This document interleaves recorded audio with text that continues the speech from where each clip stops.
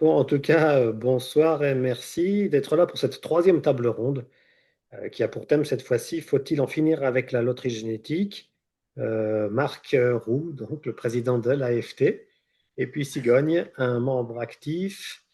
Ben voilà, il va certainement y avoir un petit peu de discussion et de débat parce que je crois savoir que les positions ne sont pas forcément tout à fait alignées sur l'ensemble des points.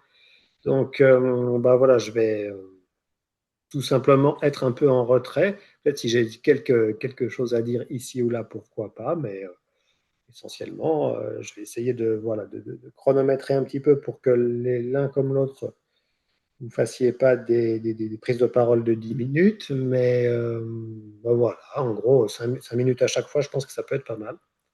Et bah, allons-y. Alors, qui veut commencer? Peut-être Sigogne, puisque tu es un peu l'initiateur de la question, est-ce que tu veux nous dire deux, trois mots pour commencer? Ok, donc je vais essayer. Alors, donc pour moi, la question, faut-il abolir la loterie génétique? La réponse est oui, clairement oui. Euh, je vais peut-être commencer déjà par définir qu'est-ce que j'entends par la loterie génétique. Donc la loterie génétique, c'est les variations entre les individus sur des capacités et des caractéristiques humaines qui sont universellement valorisées, universellement reconnues comme positives par toute l'humanité et à toutes les époques. Donc ça veut dire et qui ont une composante génétique non négligeable. Donc, alors, ces qualités-là, je les classe en trois grandes catégories. Les qualités individuelles sans impact social, comme la santé, l'intelligence, la capacité à être heureux, etc. Ce que j'ai ensuite, deuxième catégorie, il y a les qualités prosociales. C'est l'empathie, euh, l'ouverture d'esprit, l'extraversion, etc. Et la troisième catégorie de qualités qui est ce que j'appelle les qualités rivales, qui sont par exemple la beauté, la force physique, le charisme, etc. Qui sont les qualités en gros qui sont négatives quand il y a beaucoup de variations individuelles entre les individus sur ces qualités parce que ça permet la domination des uns sur les autres. Mais ce ne sont pas des qualités qui sont, comment dire, que plus il y en a dans l'absolu, mieux c'est, quoi. Et c'est des qualités pour lesquelles il faut où l'égalité est ce qui est le plus grand bien. Donc, sachant qu'il y a une qualité qui pourrait rentrer dans les trois catégories, qui est l'intelligence. Euh, donc, attendez, qu'est-ce que j'avais noté d'autre? Voilà, donc pour moi, donc, je suis transhumaniste, et en tant que transhumaniste, je pense qu'il faut passer de la chance au choix, et que c'est pour ça qu'il faut abolir la loterie génétique. Voilà, je vais m'arrêter là pour l'instant. Si jamais tu Hmm. veux réagir à ça, Marc. Oui, tout à fait. Donc forcément, hein, dans le cadre de l'Association française transhumaniste, on va être d'accord sur tout un ensemble de choses. Et donc ici, la question, ça va peut-être essayer de pointer délibérément les divergences. Parce qu'en effet, il y en a, mais ce sont souvent des divergences, pas forcément des oppositions. Bien que parfois, quand on creuse, on peut finir par arriver par des questions de principe, par exemple, sur lesquelles on peut ne pas être d'accord. Alors, je vais également essayer de contribuer, disons, en essayant de préciser les définitions et, ouais, et les concepts. Quant à ce dernier quasi slogan, donc passer de la chance au choix, nous en sommes tout à fait d'accord. Mais à mon avis, euh, ouvrir simplement le champ des possibles, la possibilité des choix, ce n'est pas exactement la même chose que d'abolir toute forme de loterie. Donc, on va peut-être être amené à jouer sur les mots. Je vais revenir donc sur l'idée de loterie pour essayer de réfléchir à qu'est-ce que c'est que ça implique. Et puis, ben, essayer de réfléchir plus en détail sur la manière dont ça s'applique plus précisément à la génétique. Euh, bon, pour moi, tel que je le conçois a priori, bon, la loterie, d'abord, c'est un jeu dans lequel donc, souvent on fait tourner une roue ou quelque chose d'autre. En tout cas, on crée un système de tirage aléatoire à partir duquel on obtient des résultats. Donc, quand on parle de loterie génétique, c'est une métaphore qui renvoie à cette idée.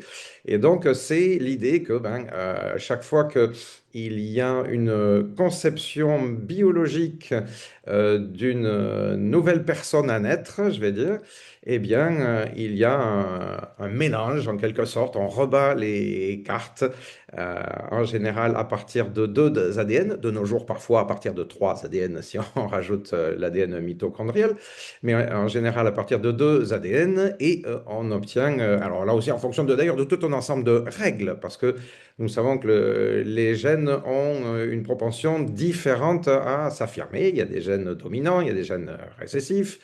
En plus de ça, dans cette loterie-là, rentre une part également d'épis génétique. Quand naît un enfant ou même simplement est conçu un embryon, il y a déjà un certain nombre d'éléments qui migrent en quelque sorte avec donc le nouvel embryon et qui vont faire que tel gène va davantage s'exprimer que tel autre, par exemple. On sait de nos jours qu'il y a un certain nombre de facteurs qui sont transmis sur deux, trois générations au moins. Par donc un biais épigénétique. Tout ça, ça fait partie de la loterie génétique, me semble-t-il.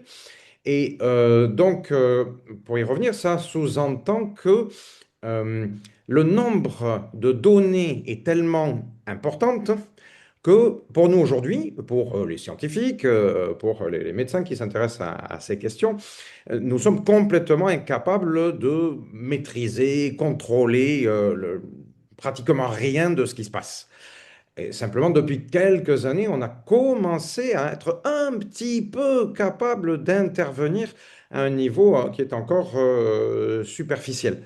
Donc, ce qu'on fait, c'est pour l'instant donc très très très loin de pouvoir abolir donc cette loterie, c'est-à-dire ce jeu de hasard.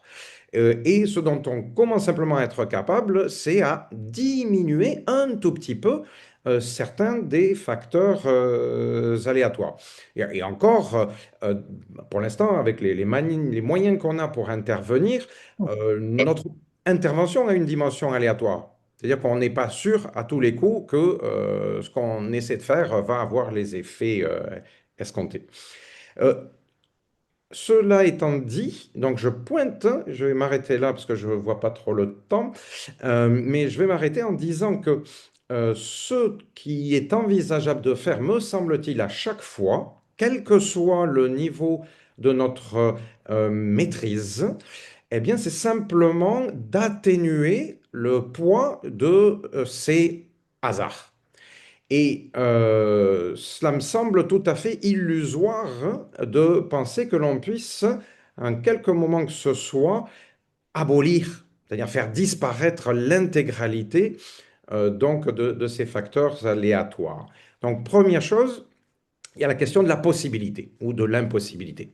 Et puis, on va y venir, il peut y avoir la question de la désirabilité. Est-ce que cela serait une bonne chose ou pas? Si on en était capable, si on était capable d'abolir complètement tout facteur aléatoire, la conception donc d'un un être vivant, est-ce que ça ne pourrait être qu'une bonne chose? Et je pense que voilà, c'est un des termes de notre débat. On arrête là. Et merci Didier, je vois que tu es rentré dans le game, si on peut dire. Alors, est-ce que tu veux dire quelque chose, réagir à ce qui a été dit jusqu'à présent? Euh, non, pas grand-chose parce que je ne suis arrivé qu'à 8, sauf que Marc est de nouveau long, et que mais je pense que c'est toujours la même discussion. Est-ce que c'est possible et est-ce que c'est souhaitable d'aller à 100% de quelque chose? Et pour moi, oui. Enfin, oui, c'est envisageable. Enfin, oui, ça doit être un but. Euh, Même à supposer que, que ça n'est pas possible, et parfois c'est possible, et peut-être que dans le futur ce sera un jour possible. Voilà. Et après, je sais que Marc utilise des mots compliqués que je ne comprends pas toujours. Euh, pour dire que ça n'est pas scientifique, etc. Bon, je suis pas convaincu, mais comment dire, oui, c'est un peu, ben oui, justement, comme de dire, c'est impossible de gagner deux fois à la loterie n'est pas exact, mais n'empêche que gagner deux fois le gros lot à la loterie, c'est impossible au cours d'une vie humaine, donc c'est impossible. Voilà. Ou enfin bref, c'est Oh, tout. ouais. Ok. Bah non, Marc avait tenu bien les 5 minutes, hein, pour le coup, de 12 à 17, hein. Donc, Marc, tu étais bien dans les temps pour Ah, le coup. d'accord, vous n'avez pas Il y entendu a un la truc règle qui du m'a, jeu, 5 minutes, pardon. ouais, on s'était dit dans les 5 minutes. Il y a un truc qui m'a frappé dans la première intervention de Sigogne, c'est que effectivement, plutôt que de partir sur, alors abolir, c'est un mot effectivement qui est fort, hein, qui était le titre de la conférence là, donc c'était un peu aussi un teasing, quoi. Mais au moins diminuer sur les aspects, par exemple, qui font vraiment souffrir ou qui sont très invalidants. Ça, c'est déjà quelque chose qui est peut-être un peu plus facilement, comment dirais-je, maîtrisable. Alors, à la fois dès à présent sur des maladies qui ont un gros facteur génétique ou un facteur génétique avec un gène unique ou quelques-uns. Euh, et ça sera peut-être le cas un peu plus dans l'avenir, notamment avec la biologie de synthèse, l'IA appliquée aux génétiques et tout ça, et aussi aux facteurs épigénétiques pour contrôler un peu ça. Et là, on saurait quoi cibler, c'est-à-dire vraiment les choses qui font du mal et que mais ça implique qu'on se dise à peu près tout le monde serait d'accord pour dire que effectivement ça c'est invalidant et c'est pas bon. J'imagine que c'est assez difficile de dire le contraire, sauf si on est dans une forme de dogme ou de religiosité à laquelle il faudrait, ouais, Marc, à laquelle il faudrait peut-être consacrer une discussion, hein, notamment sur nos enfants. Est-ce qu'on peut intervenir sur eux sans leur consentement parce qu'on aurait des représentations religieuses qui feraient qu'on considérerait tel ou tel hasard potentiellement invalidant comme étant sacré, ou etc. Ceci dit, voilà, Sigogne n'est pas parti là-dessus, il est parti sur des qualités positives, notamment l'intelligence, dont on pourrait imaginer, du coup, selon lui, que pareil, à peu près tout le monde considérerait que c'est un facteur de mieux-être, en tout cas de base. Et là, c'est intéressant, je trouvais, parce que il y a tout un tas de qualités que Sigogne a pointées, qui en fait ont l'air précises, mais qui peut-être ne le sont pas tellement. Ce sont vraiment des bases sur lesquelles on construit énormément de choses. Et effectivement, ça paraît des fois difficile de dire abolir la loterie, parce que, alors on peut imaginer des clones. On peut imaginer qu'on soit tous des clones au bout d'un moment, hein, reproductibles sur une même base génétique très optimale, où on a toutes ces qualités et cette absence de sensibilité, de vulnérabilité aux maladies invalidantes, et que ce soit très bien comme ça. Simplement, effectivement, pour abolir toute loterie, notamment épigénétique, mais aussi l'interaction d'expression des gènes dans un environnement, euh, ça voudrait dire que notre choix lui-même n'est pas forcément aléatoire et qu'on estime qu'on pourrait aussi totalement maîtriser les choix dans un environnement contrôlé. On est tous rationnels, tous les mêmes, mais on ferait tous les mêmes choix. Sinon, effectivement, il y a une part peut-être d'aléa qui va venir interagir avec les aspects biologiques et qui semblerait non seulement impossible à vraiment maîtriser et peut-être même pas souhaitable, puisque pour le coup, ça ferait quelque chose de l'ordre de la liberté. Mais là, on va retomber dans une discussion après qui sort et qui devient métaphysique, c'est-à-dire est-ce qu'on croit en la liberté, par exemple. Alors, j'avais une ou deux réactions, mais je sais pas, parce que si on garde le même ordre, je laisse la parole à Sigogne d'abord. Je prends Ouais. quelques notes pour revenir dessus. Alors déjà, donc, je voulais réagir à ce que tu as dit toi, Fred. Donc effectivement, je suis parti directement sur les qualités humaines parce que je considère que euh, tout le monde à peu près dans la société est d'accord pour dire que les maladies d'origine génétique grave sont quelque chose d'horrible. Et sur ce plan-là, les sondages d'opinion tendent à montrer que la- les gens sont plutôt d'accord pour dire que si on peut limiter l'incidence des maladies graves d'origine génétique, c'est à faire. Même si évidemment il y a des maladies qui sont monogéniques, donc qui sont dues à un gène, qu'on peut tracer à un gène, et il y en a d'autres par contre qui sont polygéniques. Par exemple, tout ce qui est les maladies entre guillemets de plus haut niveau comme le diabète, le syndrome des ovaires polycystiques ou l'autisme, ce sont des maladies dont on sait qu'elles ont une base génétique, qu'elles ont une grande héritabilité, pour parler en termes scientifiques, mais qui ne sont pas imputables à un gène. C'est l'interaction de beaucoup de gènes entre eux qui individuellement n'ont qu'un petit effet, mais qui ensemble, combinés avec l'environnement, cause de la maladie. Donc voilà, ça c'était sur le plan, effectivement sur le plan des maladies et sur le plan des qualités humaines aussi, on est la plupart du temps dans ce cas-là, c'est-à-dire des maladies ou euh, des traits qui ont une base polygénique, qui ne sont pas traçables à un gène en particulier et qui, en plus de ça, entre le génotype et le phénotype, donc la qualité, il y a toute une chaîne de causalité qui implique aussi l'environnement. Donc la génétique, c'est très rarement linéaire. Donc sur ce point-là, effectivement, on est d'accord. Euh, Maintenant, je voulais, pour la deuxième chose que tu avais dit, Fred, donc c'était sur le risque de l'uniformisation. Alors moi, quand je pense au terme de loterie génétique, alors évidemment, j'utilise le terme de loterie génétique parce que c'est le terme qui est utilisé dans le grand public. Et évidemment que quand je dis abolir la loterie génétique, c'est un slogan. Euh, pour autant, je pense que dans la mesure où on a la capacité technique de,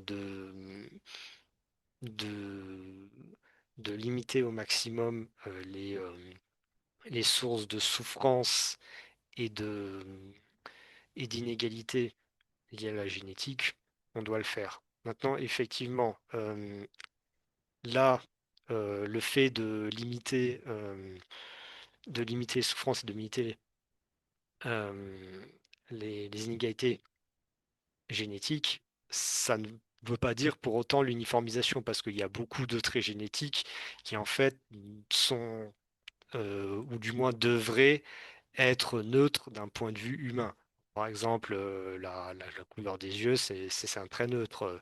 La couleur de peau, ça devrait être un trait neutre, dans le sens où c'est pas c'est pas la couleur de peau qui intrinsèquement cause l'inégalité.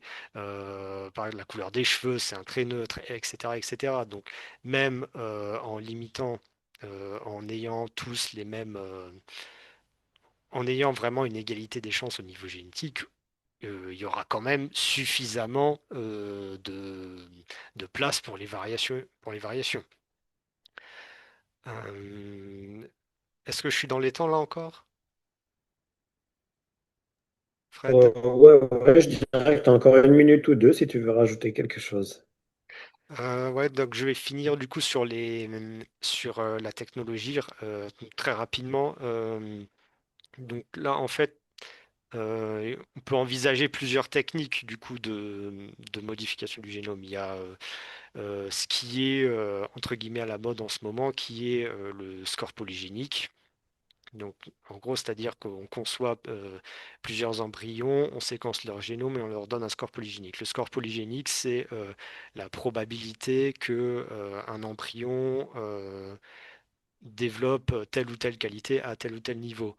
Et donc ça, après, la technique, c'est de créer plusieurs embryons et ensuite, donc les futurs parents auraient le choix selon ce que eux considèrent comme les qualités les plus importantes, quel embryon ils préfèrent sélectionner. Maintenant, le score polygénique, ça reste quelque chose de probabiliste et surtout, ça reste quelque chose de statistique. C'est-à-dire qui ne prend pas en compte la longue chaîne de causalité qu'il y a entre la génétique et le phénotype, quoi, les qualités que le bébé va développer. Donc c'est une technique qui n'est pas effectivement qui est très qui quelque part est presque rustique, mais qui reste malgré tout mieux que s'en remettre à la nature, au hasard, et prendre le risque que, que nos enfants développent des maladies ou des traits qui sont facteurs de souffrance. Voilà. Ok, alors évidemment, il s'est dit pas mal de choses. Je réfléchis à ce sur quoi je vais réagir en premier. Bon, oui, d'abord dire que évidemment nous sommes complètement d'accord pour tout ce qui est d'éviter les souffrances, les maladies graves qui sont assumées en quelque sorte, reçues comme des espèces de promesses de souffrance. Mais je vais revenir également à un point à partir de là, peut-être un petit peu volontairement aussi pour chercher la contradiction, mais quand même, je pense que ça a son importance, sur un point qui a été dit, à savoir que euh, euh, on aurait tendance à vouloir se débarrasser de tout aspect, tout facteur qui paraît évidemment invalidant. Sauf que l'expérience montre que ce qui peut paraître invalidant pour les uns ne l'est pas forcément pour les autres. Ce qui peut paraître invalidant à une époque n'est plus forcément considéré comme invalidant à une époque, à une autre. Ce qui est invalidant dans un contexte particulier, social par exemple, peut se révéler ne plus l'être et parfois même on a des changements du tout au tout. Et donc, je pense qu'il est important quand même de garder en tête clairement que euh, nos choix, ils sont toujours situés, ils sont liés à nos représentations à un moment donné ou à un endroit donné. Donc, ça a pour conséquence que je pense qu'il faut se garder de dire, ah oui, on va définitivement se débarrasser de tels traits d'origine génétique, ou on va essayer de s'en débarrasser, ou même de le réduire à presque rien, parce que là, nous, maintenant, on est sûr que c'est vraiment pas bien. Non, je pense qu'on ne peut jamais être complètement sûr que c'est vraiment pas bien. Alors là, encore une fois, il y a des aspects pour lesquels on va dire, ah ouais, ça fait 5 siècles que 99% de la population dans tous les pays du monde est d'accord pour dire que ouais, par exemple, telle maladie monogénique, c'est vraiment l'horreur. Donc, OK, on va se mettre d'accord. Mais je pense qu'il est important de garder quand même en tête que chaque fois, c'est le résultat d'un d'un geste social, d'un accord justement, on pourrait presque dire d'un contrat social, pas exactement un contrat, mais enfin, ça va se traduire par une législation. Et encore une fois, ces législations, eh bien, on ne peut pas prédire exactement l'avenir, on ne peut pas savoir dans quel, même tel aspect, je ne donne pas un exemple précis pour l'instant, mais il y a des aspects qui peuvent nous paraître évidents à un moment donné, et puis, 5 siècles plus tard, que c'est plus forcément si évident que ça. Alors, je pourrais prendre donc toute une série d'exemples. Je vais juste en prendre, je sais pas, une paire, disons, et je vais faire exprès de les prendre plutôt de manière contemporaine, bien que dans ma tête, j'ai des exemples plus lointains dans l'histoire. Euh, donc, des exemples qui sont plus évidents, je veux dire. D'une part, je vais prendre l'exemple, vous connaissez l'histoire des sourds, et d'autre part, je vais prendre volontairement aussi l'exemple des familles dans lesquelles viennent des enfants trisomiques. Pour ce qui est des sourds, jusqu'à il n'y a que quelques décennies, la surdité était considérée comme quelque chose de vraiment absolument abominable, un déficit insurmontable.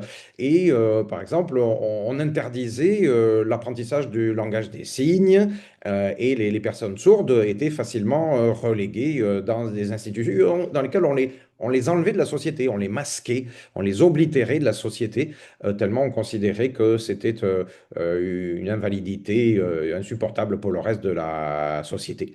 Et ça a été toute une construction, enfin depuis ouais, 70, 80, peut-être depuis grosso modo la Seconde Guerre mondiale. Après, progressivement après la Seconde Guerre mondiale, les choses ont commencé à s'améliorer, mais ça a été une véritable lutte pour les gens qui se sont occupés de ça, que ce soit les médecins ou les familles et les personnes concernées. On a fait, si je peux dire, des progrès en termes d'ouverture jusqu'à un point qu'on peut considérer comme étonnant, puisque, vous le savez aussi, il y a aujourd'hui des organisations de personnes sourdes qui considèrent, qui argumentent pour dire que la surdité n'est pas du tout une infirmité, que c'est juste une différence biologique, comme la couleur des yeux, si vous voulez. Et que donc on peut très bien vivre comme ça, et même davantage que ça amène un rapport au monde qui est différent et qui a toute sa valeur. Donc c'est une culture. C'est allé encore plus loin que ça, puisque vous avez entendu parler, par exemple, de cette histoire d'un un couple de femmes, d'ailleurs, tant que je me souviens, américaines, qui avaient exigé, qui auraient obtenu que leur enfant naisse sourde. Donc, elles ont fait une PMA et elles ont choisi un porteur masculin sourd, génétiquement sourd, pour s'assurer que l'embryon serait sourd. On voit là que quelque chose qui, à une époque donnée, dans un contexte donné, était absolument condamné, peut être considéré dans un autre contexte comme quasiment positif. Il trouve que c'est mieux d'être sourd que d'être entendant. Donc ça, c'est un premier exemple. Deuxième exemple, c'est celui des milieux qui sont en général très conservateurs et qui militent pour que les enfants, ou en tout cas même que les embryons qui sont identifiés comme étant porteurs d'une trisomie, eh bien, qu'ils ne soient pas systématiquement éliminés à travers la procédure d'un avortement. En général, ils le font pour des raisons religieuses, hein. Ok, ça compte pour beaucoup dans leur motivation. Mais il n'y a pas que ça. Ils ont l'idée, si vous discutez, si vous lisez des personnes comme ça, il y a l'idée que l'humanité, la société doit être en mesure de recevoir tout enfant et toute personne, et que derrière les personnes, la grande majorité des personnes qui naissent avec une trisomie, eh bien, ça ne les empêche pas du tout d'être heureux, de s'épanouir d'une certaine manière. Eux aussi ont un rapport au monde qui est différent. Bon, alors, le fait est que leur espérance de vie est en général plus faible parce que la trisomie provoque en fait différents types de difficultés. Ils sont plus susceptibles de développer différents types de pathologies. Voilà, aussi bien les trisomiques eux-mêmes que les familles, les parents qui les accompagnent, considèrent qu'il n'y a pas de souffrance plus importante que pour n'importe quelle personne. Et que donc, ces arguments moraux dont on parlait précédemment ne tiennent pas, ne valent pas. Alors, de fait, hein, on sait bien que quelque chose comme 97% des embryons qui sont identifiés comme porteurs d'une trisomie eh bien, aboutissent à un avortement, donc ils ne sont pas conservés. Mais je pense que pour nous, transhumanistes, je pense qu'il est, et pas que pour nous, mais peut-être notamment pour nous, je pense qu'il est important de rester à l'écoute de ces témoignages. D'autant plus que, voilà, on parle de passage de la chance au choix. Eh bien, dans ma réflexion à moi, le choix, il doit être pour tout le monde. On dit que, quand je sais pas, à propos d'allongement radical de la durée de vie, que ça doit toujours être pour ceux qui le souhaitent. Eh bien, il me semble que si on veut être cohérent avec nous, il est impératif qu'on laisse le choix aux personnes qui veulent conserver une part plus importante dans la loterie génétique. C'est pour moi une question je sais pas, de démocratie, de respect des personnes, et peut-être un petit peu d'ouverture, c'est-à-dire qu'il faut arriver à en effet concevoir que c'est pas parce que toute la société, la grande majorité, enfin justement pas tout à fait toute, mais la grande majorité va pointer du doigt telle catégorie de personnes, des personnes sourdes ou des personnes trisomiques dans ces deux exemples, que la vie de ces gens n'est pas comment on dit en bon français, valuable, qu'elle n'a pas de valeur. Moi, je m'interdis de porter un jugement sur la valeur de ces vies. Et donc, je m'interdirai, je militerai pour permettre aux gens de faire le choix de conserver, voire éventuellement de demander, dans le cas des personnes sourdes ici, quelque chose qui est considéré par les autres comme un handicap. Alors, cela dit, moi, dans mon coin, je militerai dans mon coin, j'agiterai mon petit drapeau, mais après, si la société vote une loi en disant, ah non, les sourds, qu'on les mette en prison, ben, on mettra les sourds en prison, hein. Mais moi, je ne serais pas d'accord. Alors, je m'arrête peut-être là sur ce point. Ouais, ça marche. Didier a l'air. Oui, oui, oui, sorry, je devais Si, c'est bon. retrouver mon micro. Ben, juste une phrase pour dire, donc par rapport au débat ici sur, enfin, s'oppose, vu que maintenant, euh, rien ne s'oppose une fois, enfin, rien ne s'opposerait une fois que tous les humains auraient le même patrimoine génétique, de changer ce patrimoine génétique pour ceux qui le souhaitent. Voilà, c'est tout. Euh, c'est tout. Hmm. Bon. Ouais, ça me fait penser à cette idée de loterie finalement. Si un jour on a la main effectivement sur tous ces, toutes ces choses en fait, on va dire, euh, à la fois sur des choses plutôt monogéniques, à la fois sur des choses polygéniques et tout ça, de fait, même laisser la place au hasard, ça devient un élément de design finalement assumé et choisi. C'est ça qui est intéressant, je trouve, c'est que à partir du moment où on a la puissance de faire, ne pas faire devient un choix aussi, et laisser l'aléa également. Et ça, c'était le premier point. Le deuxième point, c'est qu'effectivement, en tant que, par exemple, médecin ou soignant, ou je ne sais pas moi, préventeur, que sais-je, je pense que la question de, du traitement ou de la prévention des maladies génétiques avant la naissance est quelque chose de particulier, de fort pour eux. Et le débat éthique se situe là. Peut-être que les transhumanistes peuvent investir ces questions, mais euh, on aurait peut-être aussi intérêt à penser plus loin, et notamment les capacités de réversibilité. Parce que finalement, une fois qu'on aurait des capacités de réversibilité, tout serait beaucoup plus facile, parce qu'on peut imaginer que, par exemple, la possibilité de naître sourd et après de se changer si on le souhaite, pour l'enfant devenu adulte ou devenu ado, et quitte à rompre avec la culture de ses parents ou la culture dans laquelle il était élevé, là, ça devient une possibilité, un choix. Et là, c'est quand même très, très intéressant pour nous transhumanistes, cette visée de la réversibilité, parce que ça nous permet d'assumer totalement l'idée de choix, sans être coincé par des choses irréversibles et où, ouais, ça peut un peu gêner. Et c'est le cas actuellement plutôt pour la médecine, quoi.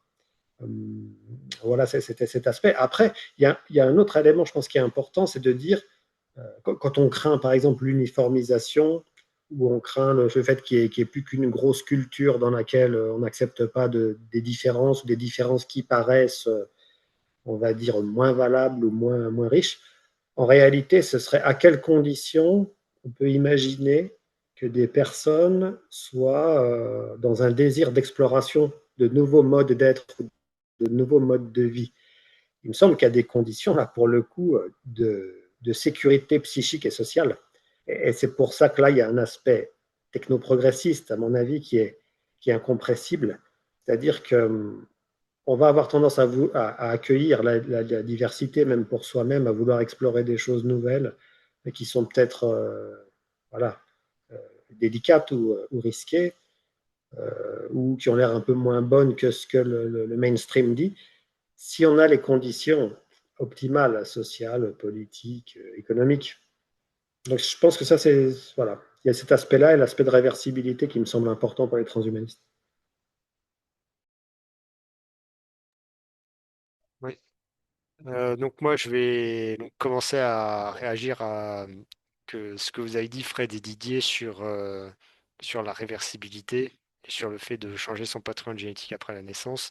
Euh, En tant que transhumaniste, je pense que on est d'accord ici qu'en tant que transhumaniste, ça doit être la voie prioritaire doit être celle-là, que chacun ait la possibilité, à la fois le droit et la possibilité réelle de se modifier soi-même, de choisir ses caractéristiques. Maintenant, malheureusement, c'est quelque chose qui est dans de nombreux cas extrêmement difficile. Euh, Notamment, déjà, je pense que toutes les personnes transgenres vous diront que c'est très difficile de changer de sexe biologique, mais aussi c'est aussi très difficile, par exemple, pour, euh, pour des personnes introverties de devenir plus extroverties, des personnes euh, qui ont une certaine apparence physique de la changer, etc. Donc malheureusement, et c'est bien ça le nœud du problème, c'est que la loterie génétique a un impact qui sur toute la vie et qui est très difficile, voire impossible de renverser. Maintenant, je voulais revenir sur ce qu'a dit Marc plus précisément. Euh, Déjà, je voulais préciser, alors peut-être que c'est mon introduction qui était foireuse, mais je, de mon côté, il s'agit en aucun cas non plus de juger les personnes qui sont porteuses de certaines caractéristiques, que ce soit les personnes sourdes, les personnes trisomiques, etc. Il ne s'agit pas de jugement. Tout comme on ne juge pas une personne qui attrape un cancer.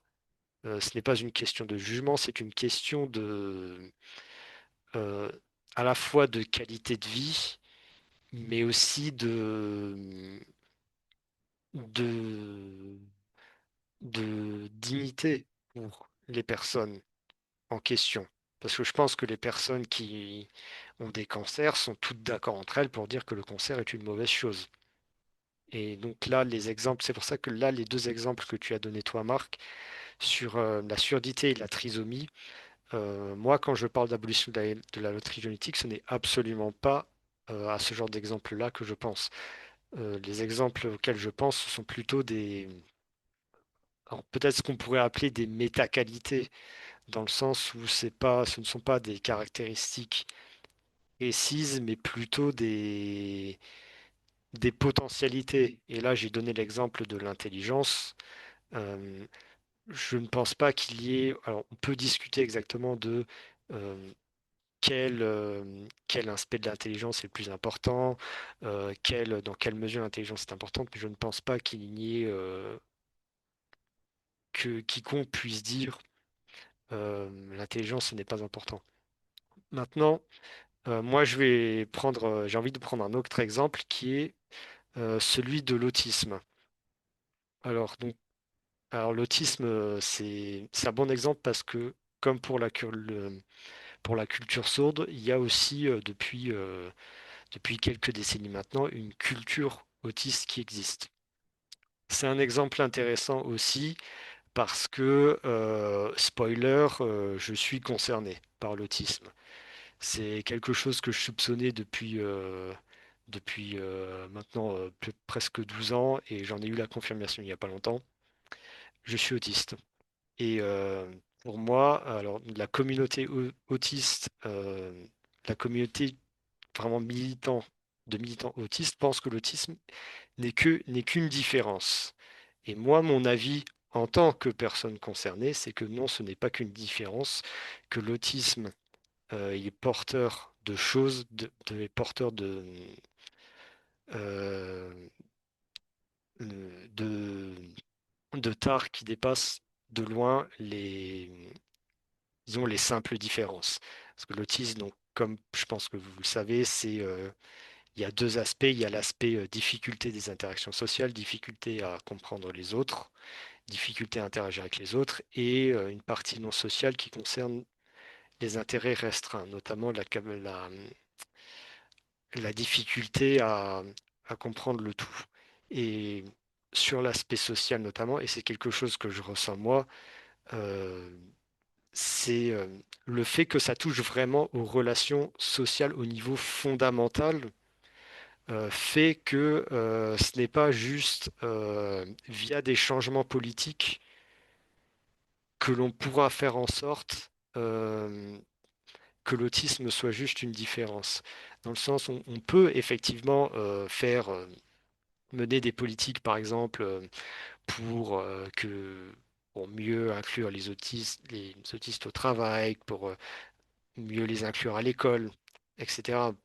fabriquer des environnements qui nous soient plus favorables. Mais quand on parle vraiment des interactions interindividuelles entre les individus, vous comprenez bien que c'est quelque chose qui ne se décrète pas politiquement. Et ce n'est pas quelque chose sur lequel on peut faire des lois, on peut faire, euh, organiser la société autrement. C'est quelque chose qui sera toujours là. Et, et donc ça, cet ensemble de... Est-ce que je suis encore dans les temps là ou ça va? Ouais, ouais, c'est bon, tu as bien, t'as 2 minutes, je pense. J'ai pas regardé précisément, mais tu peux y Ok. Donc là, on parle souvent de... Je pense que vous êtes tous familiers avec cette distinction alors, la notion, la vision, alors je ne sais plus quel est le terme exact, mais en gros la vision médicale et la vision sociale du handicap.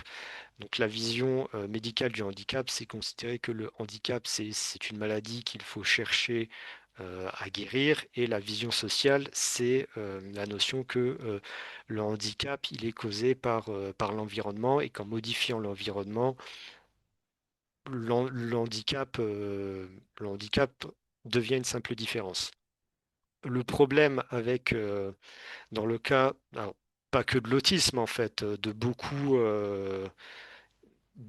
de maladies, notamment psychiatriques ou de troubles du neurodéveloppement, c'est que on est un peu à la frontière entre le social et le médical, dans le sens où effectivement, c'est surtout au niveau social que les conséquences de l'autisme se font ressentir. Mais d'un autre côté, ce sont des différences qui portent sur la capacité même à interagir. Ce qui fait que c'est pas quelque chose qu'on, qu'on peut modifier par l'environnement. Donc là, on est dans un espèce d'entre-deux. Et donc on pourrait se dire que même on pourrait dire, ok, d'accord, euh, le problème est au niveau social, mais ben, on peut quand même dire qu'on n'a quand même pas le choix ben, de voir ça de façon médicale. Notamment, et dans le cadre de cette discussion, par exemple, de chercher à éviter les prédispositions génétiques à l'autisme. Parce que, parce que voilà, quoi, on est vraiment sur les interactions foncières fondamentales. Et donc c'est pour ça que voilà, cette distinction entre ce qui relèverait des maladies qui sont sans aucune controverse reconnues comme étant négatives, et de l'autre côté des caractéristiques dont la valence morale pourrait varier au cours du temps et entre les cultures, comme l'a présenté Marc, elle est, c'est plus compliqué que ça. Voilà. Alors, je réagis en partant de là. Oui, moi, mon point de vue, c'est que ça n'est pas fondamentalement différent, l'autisme, des deux exemples que j'ai cités précédemment. Bon, d'abord, je rappelle que euh, quand on parle d'autisme, avec juste ce terme-là, on recouvre une diversité très, très vaste de situations différentes. Vous savez bien qu'on parle davantage aujourd'hui de spectre autistique pour dire que donc il y a vraiment des décalages. Il y a des gens qui sont autistes profonds, vous savez bien, tous les autistes Asperger et encore d'autres catégories. Mais quoi qu'il en soit, il me semble intéressant de constater que ben, là aussi, comme par exemple pour la surdité, pendant des siècles, alors c'était encore pire les autistes. Les autistes étaient considérés comme des fous. Et donc là, vraiment, on les enfermait et souvent leur espérance de vie n'était pas énorme. Et c'est intéressant également, je trouve, de constater que de nos jours, il y a des circonstances dans lesquelles des personnes autistes sont particulièrement valorisées. Je ne suis pas allé vérifier de près, je n'ai pas lu tout dans les détails, mais bon, il paraît que peut-être que Elon Musk serait concerné par un certain degré du spectre de l'autisme. Les personnes autistes, semble-t-il, donc en effet, étant à la fois dépendants dans une certaine mesure et en même temps recherchant peut-être une forme de concentration sur des centres d'intérêt très spécifiques, eh bien, ils peuvent se réaliser, ils pourraient, je parle plutôt au conditionnel, c'est vraiment pas mon domaine de spécialité, mais d'après ce qu'on peut en lire, en entendre parler, eh bien, ils pourraient se réaliser particulièrement, s'épanouir particulièrement dans des activités très spécialisées, comme par exemple de la programmation, ce genre de choses. Je me méfie de ce que les médias nous permettent de comprendre de tout ça, mais j'en retiens que, une fois de plus, j'ai l'impression que c'est beaucoup plus complexe, et en tout cas beaucoup trop complexe que l'on puisse dire aujourd'hui, il faudrait se débarrasser de toute forme d'autisme, il faudrait abolir les facteurs génétiques qui conduisent à l'autisme, ça ne conduit qu'à des catastrophes. Je pense qu'on ne peut pas le dire. Peut-être qu'on peut s'accorder dessus pour des formes d'autisme très, très sévères qui conduisent de manière assez évidente à des souffrances. Donc, quand on est dans ce genre de situation, si on est capable de repérer au niveau embryonnaire, je ne sais pas si on est capable de le faire, si on était capable de le faire au niveau embryonnaire, peut-être on pourrait se dire, ah, là, pour ce type d'autisme-là, vraiment, il vaut mieux conseiller aux familles déjà, informer les familles sur les développements probables. Bon, ben, si ça fait comme par exemple avec la trisomie, c'est-à-dire que 97% des embryons finalement sont avortés, eh bien, bon, tant pis, c'est un choix qui peut être bien et préférable. Mais entre ces cas particuliers et le spectre général de l'autisme, il me semble qu'il y a quand même beaucoup de place. Et puis, je trouve intéressant que tu rappelles, Sigogne, que eh bien, parmi la communauté des personnes autistes aujourd'hui, il y en a qui disent à peu près la même chose que ce que les sourds disent sur eux-mêmes. Là encore, je pense que c'est d'abord leur voix à eux qu'il faut entendre avant de décider de quoi que ce soit. Donc ça, c'est la première chose sur quoi je réagis. Mais je voudrais revenir à un aspect qu'on a effleuré une ou deux fois et qui me paraît tout à fait importante et qui est en amont en quelque sorte de la question de la réversibilité. En effet, je crains que pour longtemps encore, ce soit très compliqué, plus que compliqué, d'arriver à reprogrammer l'intégralité donc de du code génétique de personnes adultes. C'est évidemment beaucoup plus facile de faire des choix en amont. Et la question qu'on a effleurée quelquefois, c'est celle de la possibilité, de la responsabilité, du choix des parents. Dans quelle mesure est-ce que, et qui pourrait se permettre de modifier la loterie génétique? Et à ce sujet, moi j'ai une position à laquelle je réfléchis, enfin je creuse depuis plusieurs années, et plus j'y réfléchis, et plus, enfin à chaque fois au bout de ma réflexion, je retombe sur l'idée que dans nos sociétés occidentales, hein, je dis, je précise, parce que vous savez que j'arrive d'Abidjan, alors j'ai eu des échos un peu différents. Dans nos sociétés occidentales, hein, la décision fondamentale, elle devrait revenir aux parents. Et l'ouverture du choix, donc la possibilité d'intervenir sur la loterie génétique, elle devrait être essentiellement dans les mains des parents. Euh, Bon, je dis deux choses comme ça, je ne sais pas où j'en suis de mes 5 minutes, mais juste pour lancer, si vous voulez, cette partie de la réflexion là. Euh, mon idée de base provient du fait que il va de soi qu'on ne peut pas demander à des personnes non nées de faire des choix sur leur propre prédétermination génétique. Soit les choses se passent comme elles se passent depuis des centaines de milliers d'années, en fait depuis que le vivant existe, c'est-à-dire de manière purement aléatoire, il y a des facteurs externes qui créent des modifications. soit il y a quelqu'un qui doit assumer la responsabilité d'orientation, hein, dans ses prédéterminations.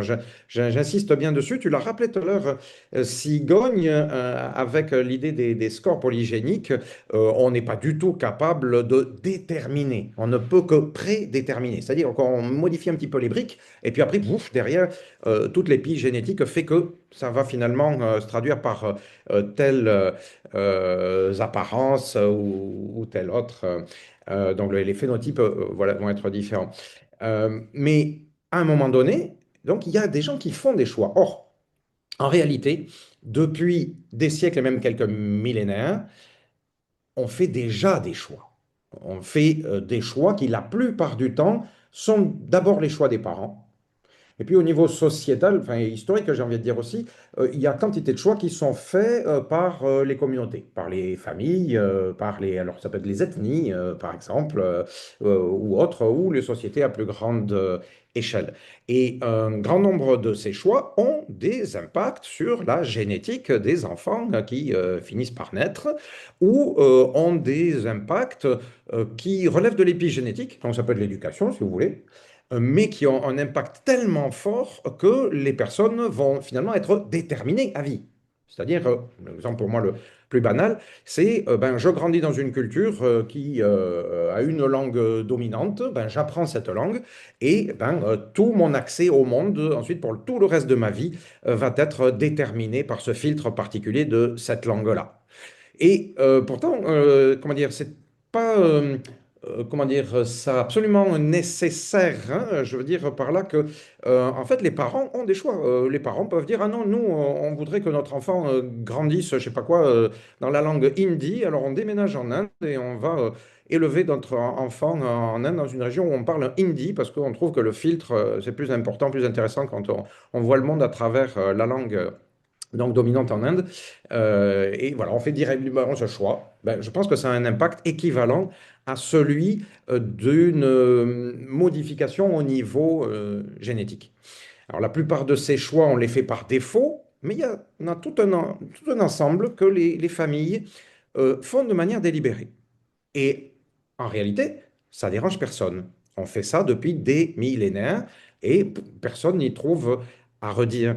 Donc, bon, enseigner dans une langue précise, ça, en général, c'est pas un choix. Mais enseigner un métier, enseigner un sport, enseigner un instrument de musique, etc., c'est des choses qu'on fait et qu'on impose.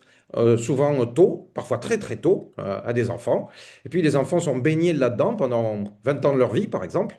Et donc à l'arrivée, ben, ils ne peuvent pas remodifier leur connexion synaptique pour dire, ah non, moi je ne veux pas être violoniste. Non, ils sont violonistes dans leur tête. Même s'ils regimbent et qu'ils disent, je ne toucherai plus à un violon de ma vie, ils sont quand même quelque part violonistes dans leur tête. Je veux dire, ils ont appris la musique, ils ont peut-être développé une oreille absolue, que sais-je, et il y a des choses sur lesquelles ils ne pourront pas revenir.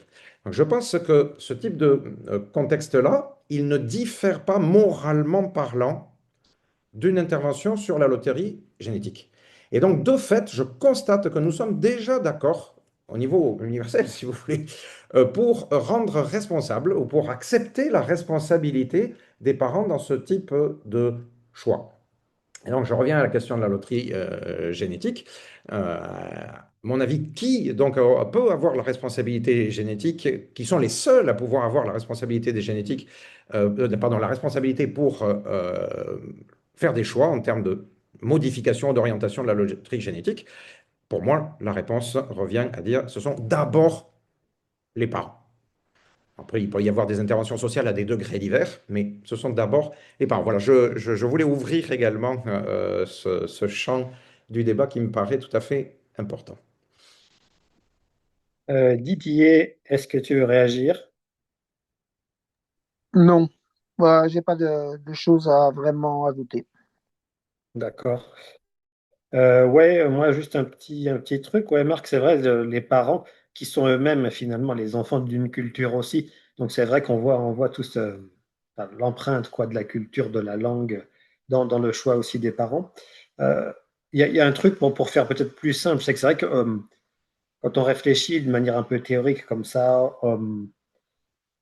on, on peut être dans des choses assez subtiles finalement, avec des mots compliqués, comme dit Didier, et, euh, et à réfléchir sur des principes, même avec de la prospective et tout ça.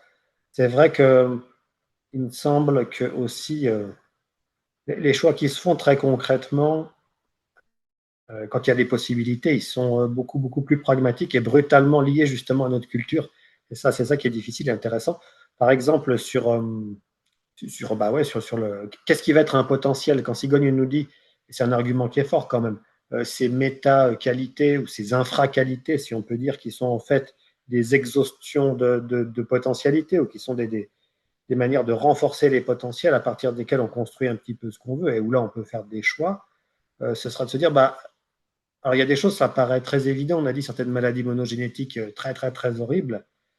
Il y en a d'autres, c'est beaucoup moins évident, effectivement, et, euh, et là, euh, et là, ça va discuter sur ces cas un petit peu limites. Sur la trisomie, ça peut discuter. Je sais que des fois, ça discute au sein de l'AFT sur toutes ces idées là qu'il y avait Antoine Bueno, hein, sur permis de procréer, sur à quelles conditions est-ce qu'on doit faire venir un enfant au monde, même des conditions sociales peut-être, et dans quel contexte en fait les potentialités vont être extrêmement bridées.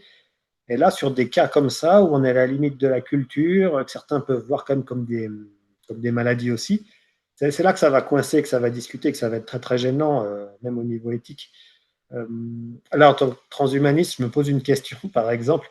Ça peut être à la fois un choix de parents, mais aussi un choix de culture. On peut imaginer aussi une sous-culture humaine, par exemple, très portée sur la science, mettons, ou sur la connaissance, ou le monde du savoir, et qui arrive à trouver une technique génétique, par exemple, pour quasiment à coup sûr modifier le génome des embryons et tout ça, et faire naître des gamins qui soient beaucoup plus intelligents que la moyenne, mais mettons que la contrepartie, ce soit qu'ils aient une espérance de vie de la moitié de celle de la population générale. Là, on se posera la question aussi du choix des parents et du potentiel et de la qualité de vie par rapport à potentiel de durée.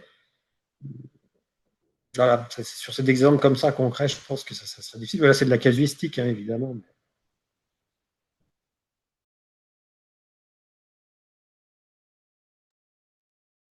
Oui, donc là, effectivement, Marc, tu as levé un point qui est très important, c'est que effectivement, il n'y a pas de différence au niveau moral, il n'y a pas de différence fondamentale entre un parent qui choisirait que son enfant ait ait certaines caractéristiques génétiques et un parent qui éduquerait ses enfants pour faire certaines activités avec une certaine religion, etc. Effectivement, ça ouvre le débat du coup, parce que actuellement, il y a certaines choses qui sont laissées au choix des parents, mais il y a aussi la société intervient aussi. Par exemple, les parents ont le droit d'élever leurs enfants dans une certaine religion, mais derrière, il y a quand même l'école laïque euh, qui fait que qui a pour ambition de faire en sorte que tous les enfants aient une même éducation citoyenne. Donc, là, il y a un arbitrage qui est fait entre le choix, la liberté des parents et, euh, et ce que politiquement on considère comme étant obligatoire, quoi, comme ne devant pas être, euh, être décidé par les parents. Et du coup, dans le cas présent des modifications génétiques, effectivement, se pose la question de dans quelle mesure euh, on doit laisser le choix aux parents et dans quelle mesure euh, il ne doit pas laisser, enfin, le choix ne doit pas être laissé aux parents. Est-ce que par exemple les médecins qui dirigeraient, qui piloteraient ces process de sélection génétique ou d'édition génétique, euh, est-ce qu'ils ont leur mot à dire? Est-ce que l'État a son mot à dire? Est-ce que les communautés qui représentent certains handicaps, est-ce qu'elles ont un mot à dire, etc. Donc ça, c'est une question que je trouve très intéressante et que effectivement, je peux pas trancher. Moi, je peux personnellement, je reste de l'avis que ce sont les parents qui devraient avoir la plus grande part de choix parce que ce sont eux finalement qui, en général, ont le plus à cœur l'intérêt de leur enfant à venir. Et donc, il est normal qu'on leur laisse la plus grande part de choix. Maintenant, effectivement, on peut envisager des cas où ça ne devrait pas être le cas. Par exemple, des parents qui ont un passif qui sont connus pour, par exemple, avoir déjà maltraité leurs enfants par le passé. Ces parents-là, il ne faut pas forcément qu'on leur laisse choisir. Ou des parents qui, par exemple, voudraient exploiter leurs enfants économiquement. Ça, pareil, ce serait pas. C'est clairement quelque chose qui doit être interdit.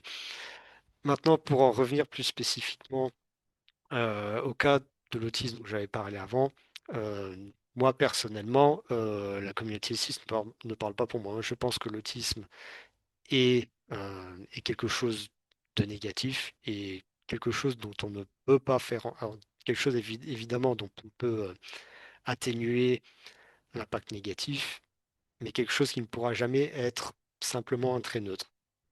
Alors déjà, par rapport à ce que tu as dit, Marc, il faut savoir que la science sur l'autisme, elle bouge très vite.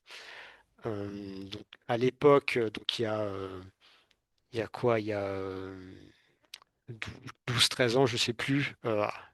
Il y a eu le DSM-5. Donc avant le DSM-5, effectivement, il y avait une distinction entre le syndrome d'Asperger, l'autisme classique de Kanner et ce qu'on appelait le trouble du développement non spécifique, qui regroupait tous les cas bizarres, mais qui collaient pas dans les deux autres. Donc, l'autisme, à l'époque, ce qu'on appelait autisme, c'était vraiment l'autisme, l'image d'épinal de l'autisme, le petit garçon qui est dans son coin, qui parle pas, qui s'amuse à aligner ses jouets, etc. Et on avait effectivement le syndrome ce qu'on appelait à l'époque le syndrome d'Asperger, qui était alors qui, pareil, ça aussi, il y avait une image d'Épinal du geek qui est hyper fort en maths, mais qui a du mal avec les filles, etc. Euh, et donc là, ça c'était il y a 12-13 ans. Et effectivement, maintenant, on parle de troubles du spectre autistique, c'est-à-dire l'autisme classique et le syndrome d'Asperger ne sont plus des diagnostics séparés, c'est un seul et même diagnostic. Et au sein de ce diagnostic, un seul et même diagnostic d'autisme au sein duquel on différencie des niveaux de sévérité. Donc en gros, niveau 1, c'est ça va, et niveau 3, c'est très sévère, on a besoin de soutien constant. Euh, et donc là où je veux en venir, c'est que du coup, effectivement, il y a quelques années, il y avait beaucoup cette idée que les autistes pourraient être utiles à la société parce ils ont certaines forces, effectivement, la force d'être focalisés sur quelque chose de précis, d'avoir des intérêts hyper précis, euh, etc. Ça pourrait aider, effectivement, par exemple, dans les domaines scientifiques, que les personnes autistes pourraient permettre des progrès très, très conséquents dans leur domaine d'intérêt. Le problème, c'est que les domaines d'intérêt spécifiques des personnes autistes, et là euh, je parle de mon expérience, c'est pas toujours des domaines d'intérêt qui sont socialement valorisés. Donc voilà, cette notion comme quoi l'autisme représenterait finalement, ce serait euh, comme, euh, comme le reste, quoi. Ce serait juste, il y a ses avantages et ses inconvénients. Cette notion-là, elle est de moins en moins, de moins en moins euh, portée par la communauté scientifique et même par les militants de la communauté autiste eux-mêmes, qui finalement voient bien que, alors, je précise que je suis pas, ils font du bon travail par ailleurs. C'est-à-dire, je pense effectivement qu'il y a des choses à faire euh, pour nous aider. Là, ils ont raison de dire que les personnes autistes ont une dignité intrinsèque, doivent avoir des droits intrinsèques, quel que soit leur niveau quelle que soit leur capacité. Mais le problème, c'est que, je reviens sur ce que j'ai dit avant, c'est que il y a des aspects sur lesquels on ne peut pas intervenir socialement, quoi. Et que du coup, c'est pour cette raison que moi, je considère que c'est un trait qui sera négatif. Alors pas, c'est pas non plus quelque chose d'horrible comme pourraient l'être les maladies monogénétiques graves du type myopathie, etc., quoi. Mais c'est quelque chose de négatif. On peut être heureux malgré l'autisme, on ne peut pas être heureux grâce à l'autisme. C'est ça que je veux dire.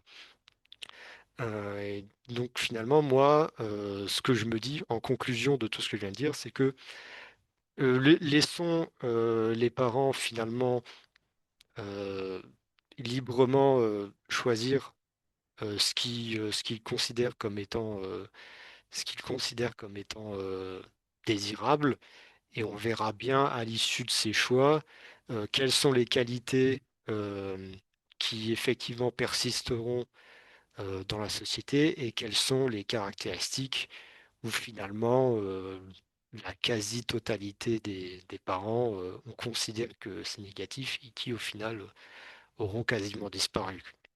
Et je pense effectivement que dans le cas des communautés sourdes, et probablement dans une moindre mesure le cas des communautés autistes, euh, leur nombre, leur nombre restera sensiblement le même parce que effectivement les parents sourds seront plus enclins à vouloir que leurs caractéristiques perdurent.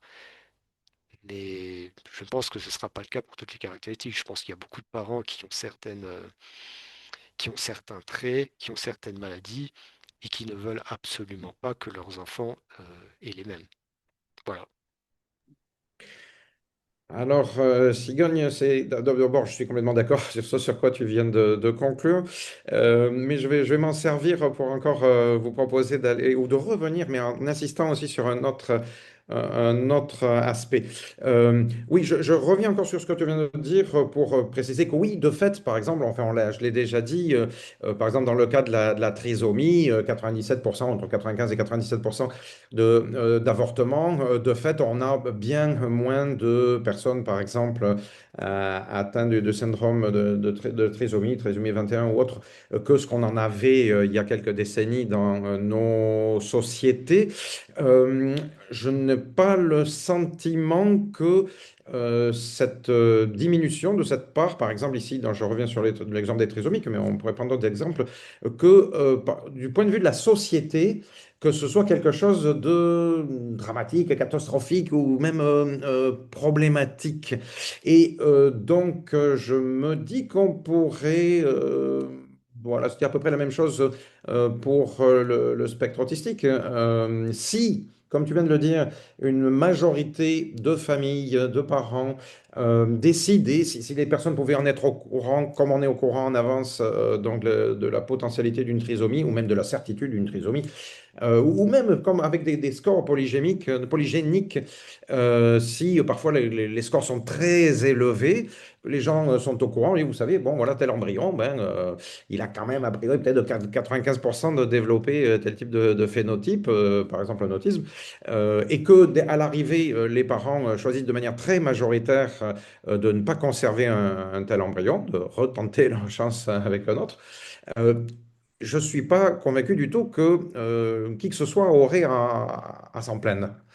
Et ça m'amène, ça, à revenir à, alors pour le coup, je veux dire, un argument des plus conservateurs. Je vais revenir, par exemple, aux organisations qui luttent pour euh, dont je parlais tout à l'heure, vous connaissez la Fondation Le Jeune, hein, c'est sans doute la plus connue en France, pour préserver donc les embryons éventuellement porteurs de maladies, que ce soit la trisomie dans le cas de la Fondation Le Jeune, mais éventuellement ce serait la même chose avec d'autres types de maladies qui seraient repérées. Un de leurs arguments, c'est de dire que, et ça n'est pas, c'est pas l'argument dont je vais parler, ça n'est pas un argument qui est développé que dans ces sphères, c'est un argument qu'on entend bien au-delà. Et d'une part, donc, il y a l'argument de la de l'uniformisation dont on a parlé rapidement tout à l'heure. Mais l'autre argument, c'est l'argument de la vulnérabilité.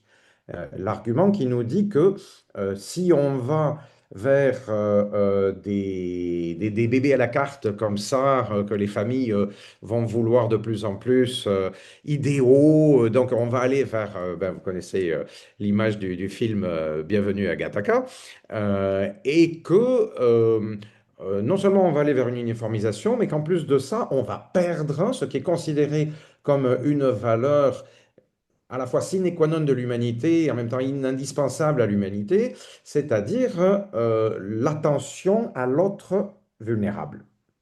On va se retrouver qu'entre super-hommes, en quelque sorte, et donc, alors, au contraire, ça va être une société de compétition permanente dans laquelle, au lieu de se préoccuper des plus vulnérables, on va juste se préoccuper d'essayer d'écraser le voisin. Alors, pour le coup, je trouve que c'est un mauvais argument, mais pour moi, au fond, c'est aussi un argument qui rend la perspective de l'abolition ou la recherche de l'abolition de la loterie génétique inutile, et à la limite inintéressante. Alors j'essaie de m'expliquer. Euh, Ma réflexion vient du fait, du constat à plusieurs occasions, qu'en réalité, euh, comme l'uniformisation absolue n'est jamais possible, et que donc, en réalité, il existe toujours un certain degré de différence, même dans une société dans laquelle on a essayé d'aplanir le plus possible les différences.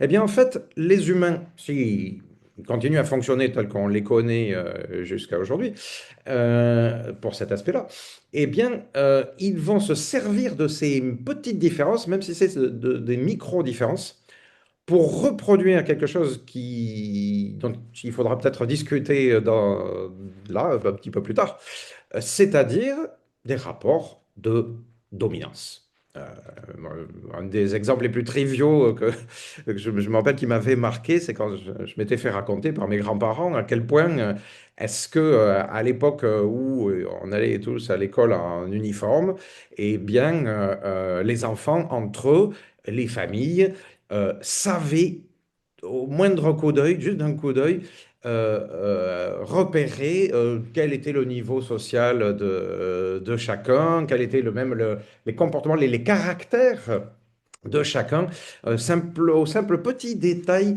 qui pouvait y avoir dans l'accoutrement de chacun des enfants. Bon, c'est un exemple trivial, mais je pense que ça reste valable dans des tas de situations.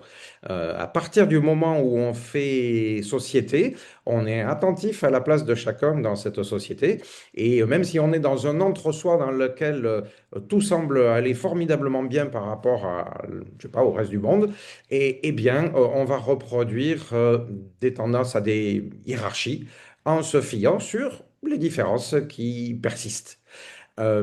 Donc, du coup, même si on améliore considérablement les conditions biologiques, par exemple en étant capable d'intervenir sur la loterie génétique pour la diminuer, donc accroître considérablement le choix par rapport à la chance ou au hasard, eh bien, on va quand même conserver des degrés de différence qui, en réalité, restent infinis, si vous voulez. L'écart réel en valeur absolue peut être réduit, mais l'écart relatif, il reste toujours infini. On peut toujours se sentir tout en bas de la pyramide, même si la pyramide, que la pyramide soit comme ça ou que la pyramide soit comme ça, on peut subjectivement se sentir tout en bas ou tout en haut de la pyramide.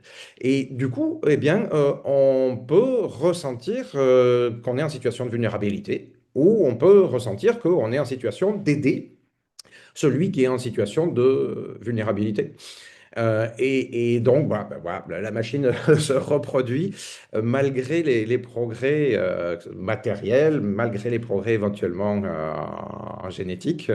Et ces problèmes-là ne disparaîtraient pas fondamentalement à mon avis, même si on arrivait à faire disparaître quantité de souffrances, par exemple, quantité de maladies, Et donc, du coup, je pense que cette idée qui reste importante, je trouve, en termes d'humanité, c'est-à-dire d'être attentif à l'autre qui est vulnérable dans un contexte particulier, ben, c'est une valeur qui n'a pas trop de soucis à se faire. Je continue de penser que elle continuera, elle perdurera, elle continuera à être présente et que donc atténuer du coup le hasard, la loterie génétique n'est pas un danger pour ni la vulnérabilité ni l'attention à l'autre vulnérable. Même pas faire de conclusion. C'est juste pour revenir sur la vulnérabilité. C'est vrai que moi j'ai un argument, Marc, qui est semblable au tien. J'essaye de le faire un peu moins pessimiste sur la dominance. J'essaye de penser la conservation de la vulnérabilité, non pas forcément dans le cadre du maintien de la dominance comme trait peut-être fondamental, à la fois peut-être biologique d'ailleurs, mais aussi des interactions sociales. Moi, je vais sur un angle un peu plus, peut-être, j'en sais rien, comment dire, structurel, métaphysique, de dire qu'en fait, le seul fait d'être situé dans le temps et dans l'espace fait qu'on ne peut pas être tout le temps, tout le monde. Et donc, on ne peut pas revenir dans le temps. Il y a des occasions qui sont là, qui sont perdues, qui le sont à jamais. Ça peut créer des deuils, ça peut créer des pertes, ça peut créer des choses irréversibles, irréversibles au sens fort, puisqu'on n'est pas tous les mêmes.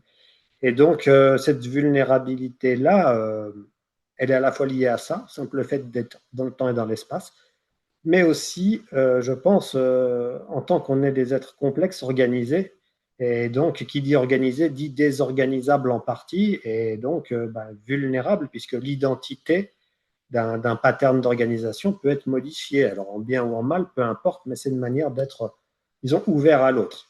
Et moi, j'essaye de penser ça plutôt sur l'angle de l'amour, notamment du fait d'aller peut-être chercher ou d'être ouvert au fait d'être touché et modifié par l'autre, éventuellement prendre un risque identitaire là-dedans.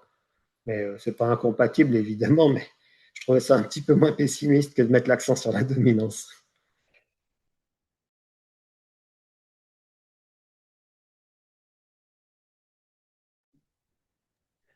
Je ne sais pas, est-ce qu'on conserve l'ordre ou si... Bah, je veux conclure en premier si tu veux bien.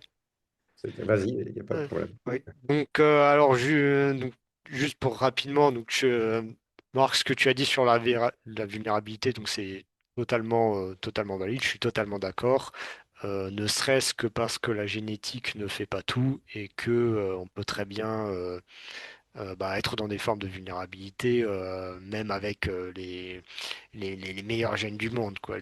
La plupart des handicaps sont acquis. Donc même la vulnérabilité restera, enfin l'attention à la vulnérabilité restera toujours quelque chose qui est absolument nécessaire, même pour les personnes même pour les gens sans handicap, vu qu'on n'est jamais, on n'est jamais au top toute notre vie. On aura toujours besoin de l'autre, on aura toujours besoin d'aide, et donc il est important qu'on apprenne à donner cette aide.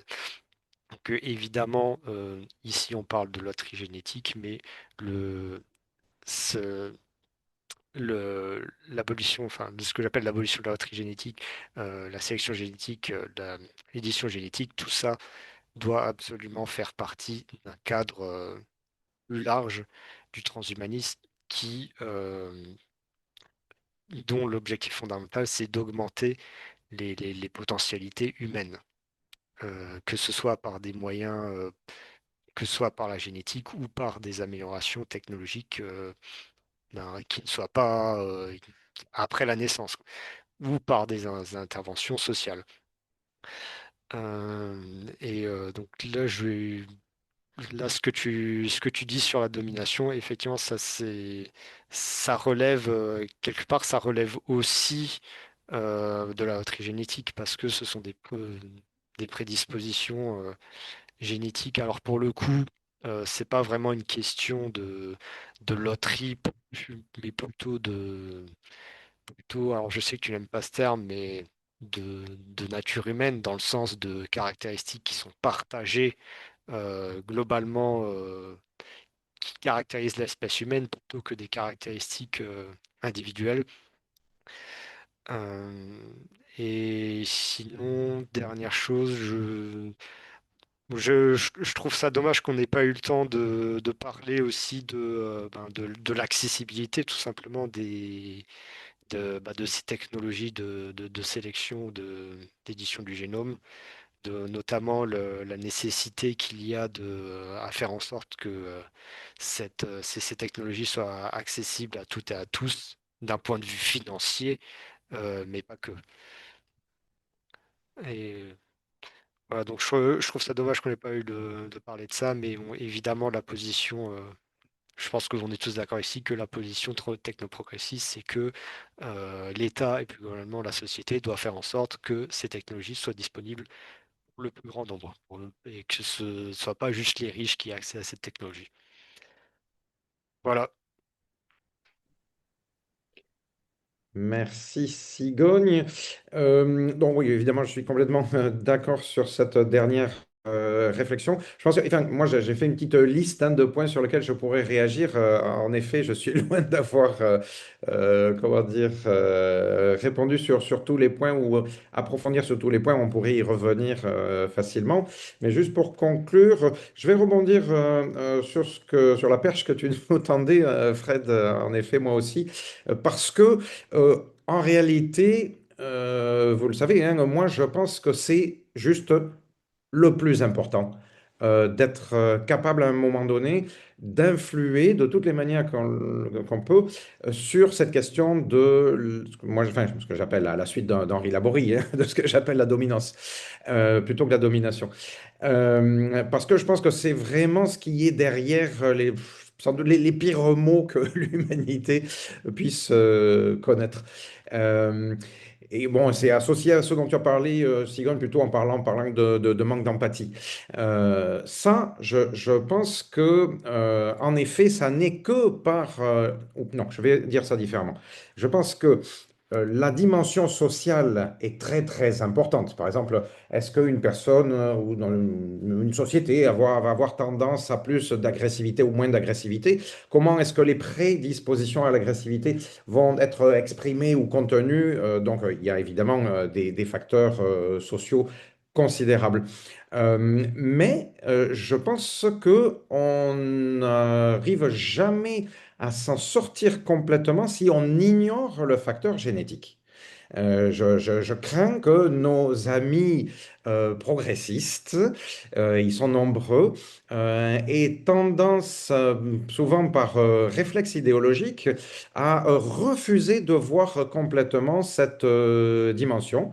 Et je pense que ce refus, qui a une histoire, hein, qui est un acquis historique, souvent à gauche, dans le spectre politique, eh bien il est problématique. Et je pense que en tout, c'est de notre responsabilité, presque, je vais en dire, de transhumanistes techno-progressistes, de ramener ces questions et de faire ouvrir les yeux sur l'importance. Sans dire, savoir, on ne sait pas dans quelle mesure est-ce que c'est une petite importance ou une grande importance, mais sur l'importance que ont ces facteurs génétiques sur ce type de prédisposition. Là, pour le coup, il me semble que ce sont donc aussi des facteurs aléatoires, c'est-à-dire que oui, selon la façon dont on naît, je vais dire Sigogne, je reprends, j'accepte le mot nature quand on parle d'une personne. Une personne naît, donc on peut dire qu'elle a une nature. Par contre, à mon avis, une espèce ne naît pas. Une espèce émerge par évolution, elle ne naît pas. Je trouve que le mot nature renvoie trop au concept de création à mon goût. Bon, je ferme cette petite parenthèse. Euh, euh, on n'arrive pas on n'arrivera pas à progresser réellement si on n'est pas capable d'intervenir sur ce type de facteurs. Cela, c'est pas une loterie du coup qui intéresse seulement les individus. Je pense que c'est donc des tours de roue qui intéressent l'humanité tout entière. Donc, je pense qu'il faut être capable d'intervenir dessus. Abolir, je ne dirais pas jusqu'à abolir. Par exemple, un certain degré d'aptitude à l'agressivité peut être positif dans certaines circonstances bien précises. À l'inverse, un excès d'empathie, par exemple, peut être problématique dans certaines circonstances. Donc, je ne pense pas qu'il faut réfléchir en termes d'abolition ou d'existence, enfin, de passer du tout au tout. Je pense qu'il faut parler plutôt de modulation, de gradation et de recherche d'un meilleur contrôle sur ces gradations. Mais je retiens quand même, Sigone, que tout à l'heure, tu as en quelque sorte exprimé l'idée que ce n'était pas dans tous les cas qu'il fallait rechercher une abolition de la loterie génétique, qu'on pouvait se mettre d'accord dans des cas bien particuliers où vraiment, de manière évidente et très très très largement majoritaire, on se met d'accord sur voilà, l'idée que tel aspect est vraiment négatif. OK? Mais donc, ça signifie qu'on ne recherche pas une abolition absolue dans tous les domaines. Pour moi, c'est important de savoir si on parle de quelque chose d'absolu ou de quelque chose de relatif. Dans la mesure où c'est relatif, je pense que nous nous retrouvons.